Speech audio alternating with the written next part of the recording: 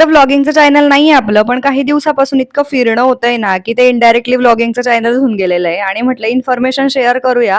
पण काय आहे, की व्हिडिओ वगैरे बनवणं होतच नाहीये. पण माघवद्य सप्तमी दिवशी ना, आमच्या इथे खंडोबाचं मंदिर आहे, तिथे कार्यक्रम असतो. तिथे मी गेली होती. तर म्हटलं चला एवढे व्लॉग बनवलेच आहे, तर अजून एक व्लॉग बनवूया. तर तिथे सुरुवातीला महादेवाचे पिंड आहे, मग गणपतीचं मंदिर आहे, म्हणजे आधी गणपतीचं मंदिर आहे, मग महादेवाचे पिंड आहे आणि मग सरळ गेल्यावरती मुख्य गाभाऱ्यामध्ये ना तुम्ही बघू शकता की खंडोबा, म्हाळसा आणि बाणाईचं खूप सुंदर मंदिर आहे. भरपूर देवाचं हे भरपूर लोकांचं हे ग्रामदैवत आहे आणि खूप सुंदर वातावरण असतं. माघवद्य सप्तमी दिवशी, ज्या दिवशी गजानन महाराजांचा प्रगट दिवस असतो, त्या दिवशीच म्हणजे त्याच दिवशी ना इथे खूप मोठा कार्यक्रम असतो. गावगावचे लोक येतात, महाप्रसादाचा कार्यक्रम असतो आणि खूप प्रसन्न वातावरण असतं.